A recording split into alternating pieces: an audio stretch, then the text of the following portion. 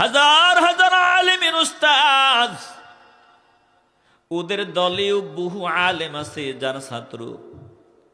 ওই যে গত কয়েকদিন আগে আমি ওই যে বিয়ানীবাজার 3 দিন ব্যাপী তাফসীরুল কোরআন মাহফিলে আমি নগণ্য বান্দাও ছিলাম। আমার কাছে দৃশ্যটা বড়ই কষ্ট লেগেছে রে বাবা। বহু কষ্ট করিয়া তিনি আসলেন, ঢাকা থেকে আসলেন। বলে উস্তাজুল উলামা, আরে তাদের ভিতরেও তিনার অনেক ছাত্র আছে, অভাব নাই। ওই যে আল্লাহর বান্দা আসলেন, বয়ান করবেন বলে 2 দিন ব্যাপী 3 দিন ব্যাপী তাফসীর মাহফিল। দ্বিতীয় দিনও দেওয়া হয় নাই, তৃতীয় দিনও দেওয়া হয় নাই। কেন দেওয়া হয় নাই? বলে না না না, তিনাকে স্টেজে উঠতেই দিব না, দেওয়া সম্ভব না। কেন দেওয়া সম্ভব না? বলে তিনি ওই প্রধানমন্ত্রী সাবেক শেখ হাসিনারে বলছিলেন জান্নাতি। জান্নাতি কইছিল তো তিনি হাদিসের দৃষ্টিকোণ থেকে কইছিলেন, মান বানা লিল্লাহি মাসজিদান বানাল্লাহু লাহু বাইতান ফিল জান্নাহ। যে মসজিদ ঘর বানায়, আল্লাহর ঘর বানায়, আল্লাহ তার জন্য জান্নাতে ঘর রেডি করে রাখছেন। ওই জায়গা থেকে এটা আমরাও বুঝছি, তোরাও বুঝছো, এটা যে একটু ফার্ম দিছিল, ফার্ম। শেখ হাসিনারে জান্নাতি কই একটা ফার্ম দিছে। ফার্ম দিছে কেন? নিজের স্বার্থে না। কলকাতার মমতা ব্যানার্জি অমুসলিম হয়ে যদি তার দেশের ৬৯,০০০ ইমামদের জনপ্রতি ৩,০০০ এবং মুয়াজ্জিনদের ১৫০০ রুপি ভাতা দিতে পারে, তাহলে আপনি এদেশের মসজিদগুলোর ইমাম এবং মুয়াজ্জিনদের মাসিক সম্মানী কমপক্ষে ১০,০০০ এবং মুয়াজ্জিনের ৫,০০০ টাকা আপনি অবশ্যই দিতে পারেন। মাননীয় প্রধানমন্ত্রী, এতে আপনার ভান্ডার শেষ হয়ে যাবে না।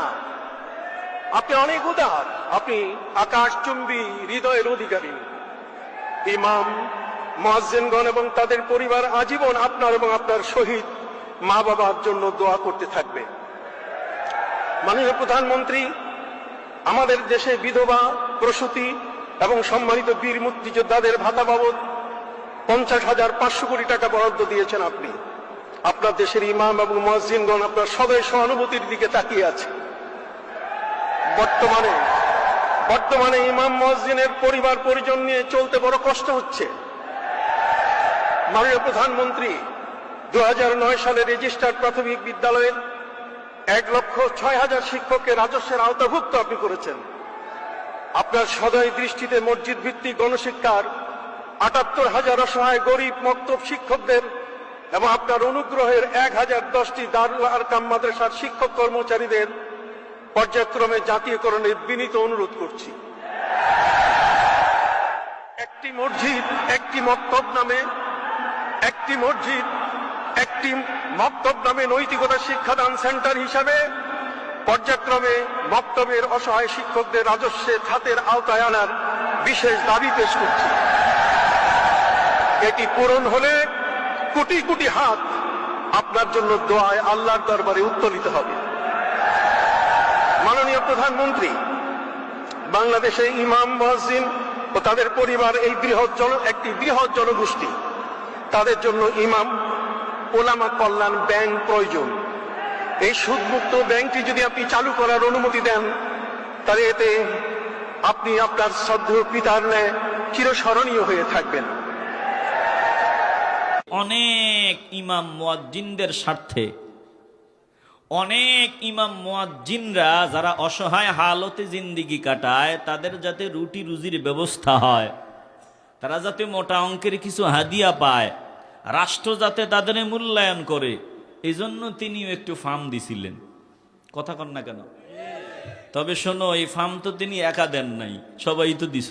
তোমগো তারেক মনোয়ারে দিছে, আমির হামজায় দিছে, সবাই দিছে, আরো বেশি ফার্ম দিছে। কথা কয় না? আরে বাবা, সত্য বলতে তো অসুবিধা নাই, একটু আওয়াজ দিয়া কন, ঠিক কিনা? ভুরি ভুরি প্রমাণ আছে, সবাই ফার্ম দিছে। তখন তো সব দূরবীনটা ওনার দিকে কেন ভাই? তোমরাও তো নিজেদের জবান দিয়ে বলেছ, ওদের লীগের সংগঠনে তোমাদের কর্মীদের বহু নাম ছিল, ওদের লীগের সংগঠনে তোমাদের কর্মীদের অনেক নাম ছিল।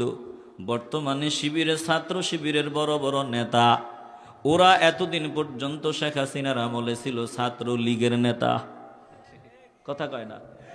আরে ভাই, ইসলামটা যে লাগাও, ইসলামটা যে লাগাও, পায়ে হাত দিয়া বলি ভাই, হিংসার জায়গা থেকে বলি না, ইসলামটা যে লাগাও। ইসলাম কই? ইনসাফ কই? কিরে তোরা এতদিন ছাত্রলীগ আছিলি, এখন ঢাকা বিশ্ববিদ্যালয়ে তুমি কও তুমি ছাত্র শিবিরের সভাপতি, তুমি অমুক তুমি তমুক, এতদিন না ছাত্রলীগ আছিলা, জয় বাংলা স্লোগান দিছিলা, শেখ হাসিনার জয় বাংলার স্লোগান দিছিলা, এখন যে তোমরা আবার কও ছাত্র শিবির, বলে বুঝো না আমরা এতদিন হেকমতে কাম চালাইছি, ওই যেমনে বলে ফেরাউনের ঘরে মূসা, এমনি আমরা হেকমতে কাম চালাইছি, আমরা মূসার ভূমিকায় কাম চালাইছি। জোরে কন্যা নাউজুবিল্লাহ।